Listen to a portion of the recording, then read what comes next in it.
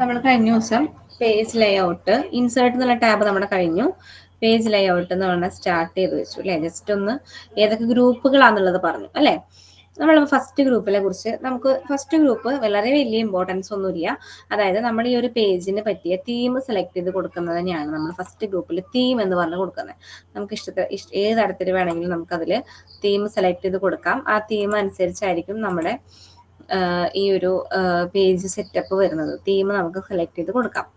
അപ്പൊ ഇതിൽ നമുക്ക് ഓഫീസ്, എപെക്സ്, ആസ്പെക്ട്, സിവിക്, കൺകോഴ്സ് എന്നൊക്കെ പറഞ്ഞിട്ട് കുറേ സാധനങ്ങളൊക്കെ ഉണ്ട്. അപ്പൊ ചില ക്ലാസ്സിലൊക്കെ ഇതൊക്കെ ഫുള്ള് പഠിക്കണം എന്നൊക്കെ പറയും. പക്ഷെ ഇതൊന്നും അങ്ങനെ ചോദിച്ചതുവരെ കണ്ടിട്ടില്ല കേട്ടോ. അപ്പൊ തീം എന്ന് പറഞ്ഞു കഴിഞ്ഞാൽ നമ്മൾ പേജ് ലേഔട്ട്, പേജിന്റെ ലേഔട്ട് ആണല്ലോ. അപ്പൊ theme, page border, watermark, intent, spacing അതൊക്കെ നമുക്ക് ഈ പേജ് ലേഔട്ടിലാണ് വരുന്നത് എന്നുള്ളതൊന്ന് നിങ്ങൾ മനസ്സിലാക്കി വെക്കുക. അല്ലാതെ നമുക്ക് ഒരുപാട് വലിയ വലിയ കാര്യങ്ങളൊന്നും ഈ പേജ് ലേഔട്ടിൽ പഠിക്കാനില്ല. പേജ് ബോർഡർ, കളർ അങ്ങനത്തെ കാര്യങ്ങളൊക്കെ ഉണ്ട്. പക്ഷെ മറ്റുള്ളൊരു ഇതിപ്പോ എന്താ പറയാ ഹെഡർ ആൻഡ് ഫൂട്ടർ അങ്ങനെയൊക്കെ പഠിക്കുന്ന പോലെ വളരെ വലിയ കാര്യങ്ങളൊന്നും ഇതിൽ പഠിക്കാനില്ല.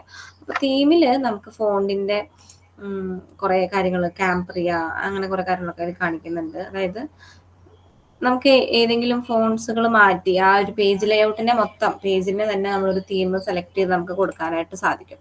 കളർ നമുക്ക് കൊടുക്കാം, ഏത് കളറാണ് കൊടുക്കണമെങ്കിൽ അത് കൊടുക്കാം, എഫക്ട്സ് കൊടുക്കാം, അത്രേ ഉള്ളൂ. അല്ലാതെ വലിയ ഇമ്പോർട്ടൻസ് ഒന്നും അതിലില്ല. ജസ്റ്റ് അതൊക്കെ ഒന്ന് നോക്കി വെക്കാം കേട്ടോ. തീം, കളർ, ഫോണ്ട്, എഫക്ട്സ് ഒക്കെ തീം എന്ന് പറഞ്ഞ ഗ്രൂപ്പിലാണ് കിടക്കുന്നത്. അടുത്ത ഗ്രൂപ്പ് കുറച്ച് ഇമ്പോർട്ടൻ്റ് ആണ്, പേജ് സെറ്റപ്പ്. എന്താണ് പേജ് സെറ്റപ്പ്? നമ്മൾ നേരത്തെ ഒരു എന്താ പറയുക പാരഗ്രാഫ് ഡയലോഗ് ബോക്സ് ഓപ്പൺ ആക്കി ഇപ്പോൾ നമ്മൾ കുറേ കാര്യങ്ങൾ പഠിച്ച പോലെ തന്നെ ഇതും നമുക്ക് പേജ് സെറ്റപ്പിലും ഒരു ഡയലോഗ് ബോക്സ് ഒക്കെ ഓപ്പൺ ആക്കി പഠിക്കാനുണ്ട്. അപ്പോൾ ഈ പേജ് സെറ്റപ്പിൽ കാണുന്നത് ഫസ്റ്റ് ഓപ്ഷൻ എന്ന് പറയുന്നത് മാർജിൻ ആണ്. മാർജിൻ, ഈ മാർജിനുകൾ ഏതൊക്കെയാണെന്നുള്ളത് നമുക്ക് പഠിക്കണം. Mirror margin, normal, narrow, moderate, wide, mirrored, ഇത്രയും നമ്മൾ പഠിക്കാനുണ്ട് കേട്ടോ. മിറർ അതായത് normal, narrow, moderate, wide, mirror, ഇത്രയും നമുക്ക് പഠിക്കാനുണ്ട്.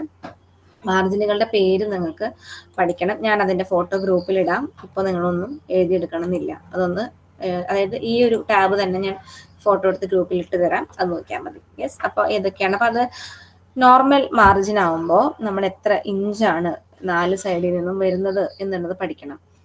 ടോപ്പിൽ 1 ഇഞ്ച്, ലെഫ്റ്റിൽ 1 inch, bottom 1 inch, right 1 inch. ഈ ഒരു വേർഷൻ എന്ന് പറഞ്ഞാൽ വളരെ ഈസിയാണ്. കഴിഞ്ഞ വേർഷനുകളൊക്കെ നമുക്ക് കുറച്ച് ബുദ്ധിമുട്ടായിരുന്നു. ഒന്ന് 1.5, ഒന്ന് 1. അപ്പൊ നമുക്ക് ലെഫ്റ്റ് ആണോ റൈറ്റ് ആണോ ബോട്ടം ആണോ ടോപ്പ് ആണോ എന്നുള്ളത് വളരെ കൺഫ്യൂഷൻ ആയിട്ട് വരാറുണ്ട്. പക്ഷേ ഇത് നമുക്ക് എളുപ്പമാണ്. 4 മാർജിനും 1 ആണ്, 1 ഇഞ്ചാണ് വരുന്നത്. മനസ്സിലായോ? നേരോ മാർജിൻ നമുക്കിപ്പോൾ ഒരു വലിയൊരു കാര്യം ടൈപ്പ് ചെയ്തു, അല്ലെങ്കിൽ വലിയൊരു ടേബിൾ കണ്ടന്റ് ഒക്കെ വന്നപ്പോൾ ആ ഒരു പ്രിന്റ് എടുക്കുമ്പോൾ വളരെ കൺജസ്റ്റഡ് ആയിട്ട് എടുക്കുകയാണെങ്കിൽ നമ്മൾ നേരോ മാർജിൻ സെറ്റ് ചെയ്ത് കഴിഞ്ഞിട്ടുണ്ടെങ്കിൽ നമുക്ക് കുറച്ചുകൂടി സ്പേസ് ഒക്കെ കിട്ടും. അപ്പൊ അതങ്ങനെ. പിന്നെ ഓറിയന്റേഷൻ, നമുക്ക് 2 ഓറിയന്റേഷൻ ആണുള്ളത്. അപ്പോൾ ഓറിയന്റേഷൻ എന്ന് പറയുമ്പോൾ നമ്മൾ 2 ഇടയ്ക്ക് ചോദിക്കുന്ന പ്രീവിയസ് ഇയർ ക്വസ്റ്റ്യൻ ആണ് ഓറിയന്റേഷൻ. ഈ പോർട്രേറ്റ് എന്ന് പറയുന്നത് എന്താണ് ചോദിക്കാറുണ്ട്. പോർട്രേറ്റ് എന്ന് പറഞ്ഞാൽ what you mean by portrait page setup എന്ന് ചോദിച്ചു കഴിഞ്ഞാൽ അത് it's one of the page orientation. അങ്ങനെയാണ് നമ്മൾ അറിയേണ്ടത്. പേജ് ഓറിയന്റേഷൻ 2 ഉണ്ട്. ഒന്ന് പോർട്രേറ്റും രണ്ടാമത്തെ ലാൻഡ്സ്കേപ്പും. മനസ്സിലായല്ലോ? 2 ഉള്ളത്. പിന്നെ സൈസ്, അതായത് എത്ര സൈസ് നമുക്ക് പേജസ് ഉണ്ട് അത് നമുക്ക് പഠിക്കാനുണ്ട്. Letter, legal, statement, executive, A3, A4. നമ്മൾ ഡിഫോൾട്ട് ആയിട്ട് ലെറ്റർ എന്ന് പറഞ്ഞിട്ടുള്ള ഒരു സൈസാണ് കിടക്കുക. ആ പേജിന്റെ ഇഞ്ച് നമ്മൾ പഠിക്കണം. 8.5 ഇഞ്ച് ഇൻറ്റു 11 ഇഞ്ചാണ്.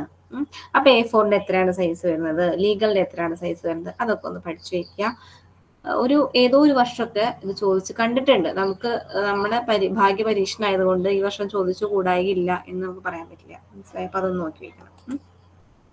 പിന്നെ കോളം, നമ്മൾ എപ്പോഴാണ് കോളം സെറ്റ് ചെയ്ത് കണ്ടിട്ടുള്ളത്?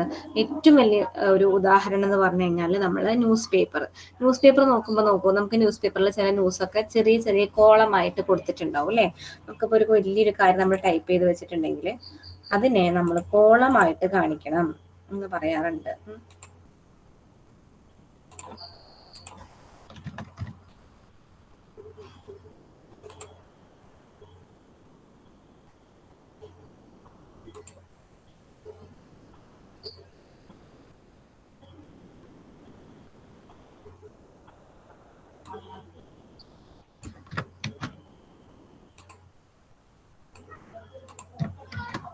നമ്മളിത് അവിടെ ഒരു സാധനം ടൈപ്പ് ചെയ്തിട്ടുണ്ട്.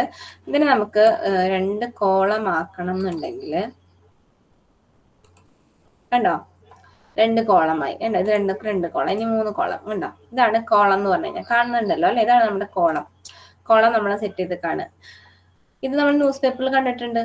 ലെഫ്റ്റിൽ മാത്രം കണ്ടോ, ഈ ഇവിടെ ഒരു വലിയൊരു ഹെഡിങ് വന്നിട്ട് റൈറ്റ് സൈഡിൽ നമ്മുടെ മാറ്ററുകൾ കിടക്കുന്നത് ലെഫ്റ്റ് ആയിട്ട് കിടക്കുന്നത്, റൈറ്റ് എന്ന് പറയുമ്പോൾ റൈറ്റ് സൈഡിൽ ചെറിയൊരു മാർജിനും ചെറിയൊരു ബോക്സും ഇവിടെ വലിയൊരു ഭാഗമായിട്ടായിരിക്കും.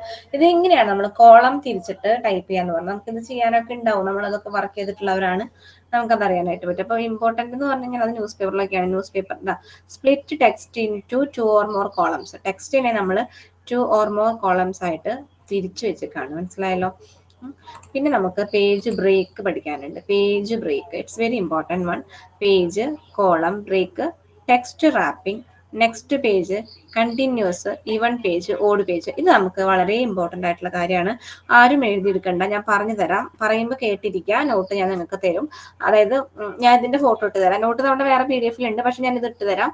അത് കിട്ടുമ്പോൾ നിങ്ങളൊന്ന് എഴുതി നിങ്ങളുടെ നോട്ടിൽ എപ്പോഴാ സൗകര്യം പോലെ വെക്കുക, പഠിക്കുക. കാണാപ്പാടം നിങ്ങളുടെ ഡെഫിനിഷൻ ഒന്നും വായിച്ച് ഹിസ്റ്ററി പഠിക്കുന്ന പോലെ പഠിക്കണ്ട, മനസ്സിലാക്കിയാൽ മാത്രം മതി. ഇനി ഇതിലെ പേജ് എന്ന് പറയുന്നത് mark the point at which one page and at the next page begin. നമ്മുടെ ഇപ്പൊ നിൽക്കുന്ന ആ ഒരു കണ്ടീഷൻ കണ്ടോ, ഒരു പേജ് നമ്മുടെ കഴ്സർ എവിടെ ഇരിക്കണമെന്ന് വെച്ചിട്ടുണ്ടെങ്കിൽ അവിടെ നിന്ന് തൊട്ട് അവിടെ ഒരു പേജ് ആവും, ആ ബാക്കിയുള്ള ഭാഗം നെക്സ്റ്റ് പേജിലേക്ക് വരും. ഇനി കോളം ബ്രേക്ക് എന്ന് പറഞ്ഞു കഴിഞ്ഞാല് ഇങ്ങനെ കോളമായിട്ട് ബ്രേക്ക് ആയിട്ട് പോകും. ആ പേജിൽ നമ്മൾ കോളമായിട്ട് ബ്രേക്ക് ആയിട്ട് പോകും. ഇനി ടെക്സ്റ്റ് റാപ്പിംഗ്. എന്താ ടെക്സ്റ്റ് റാപ്പിംഗ് എന്ന് പറഞ്ഞാൽ നമ്മൾ ഈ ഒരു സാധനം സെന്റൻസ് ടൈപ്പ് ചെയ്ത്, ഒരു സെക്കൻഡ്